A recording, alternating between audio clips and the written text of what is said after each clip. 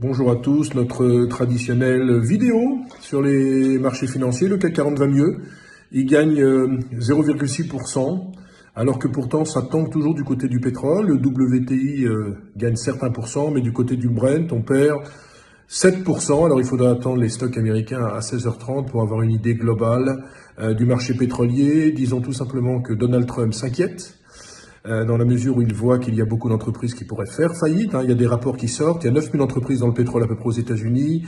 Si les cours restent à ce niveau-là, il pourrait y avoir entre 600 et 800 faillites, ce qui veut dire un vrai risque systémique, je le disais, pour l'économie américaine. Donc Trump réfléchit à un plan de soutien au pétrole américain. Il a chargé notamment Steve Mnuchin d'y réfléchir. À noter que l'Arabie Saoudite réfléchit également à faire ou à entamer des nouvelles mesures pour stabiliser le marché pétrolier. Donc le marché parisien, je le disais, est en hausse. À noter qu'il y a une valeur qui se distingue depuis un mois, c'est Lagardère, plus 95% en un mois. Alors vous allez vous demander pourquoi. Tout simplement parce que Vivendi a plus de 10% du capital, 10,7% du capital. En fait, Vivendi essaye de contrer Amber qui est le premier actionnaire avec 16%, et Amber qui veut la tête d'Arnaud Lagardère. Ça ne sera pas facile parce que la société est en commandite par action. Je ne vais pas revenir sur une commandite par action sur les statuts, mais c'est impossible de faire une OPA sur une commandite par action. Autre commandite par action cotée à Paris, c'est Hermès. On passe d'Hermès à Kering. La transition est très vite trouvée avec une forte baisse du titre aujourd'hui.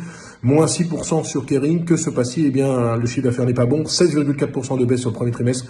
Et surtout, 23,5% de recul pour Gucci, qui est la marque phare, qui est la marque emblématique du groupe. À noter, pour finir, que Trump prépare également un plan de soutien aux TPE et PME aux États-Unis, 500 milliards de dollars, comme quoi on recule devant rien alors que le chiffre de l'épidémie aux États-Unis continue d'inquiéter. Il y a une forte hausse du nombre de décès hier, disant que la pandémie était toujours là. Voilà, excellente journée à tous. Restez confinés, surtout profitez bien de cette belle journée ensoleillée, notamment sur la région parisienne.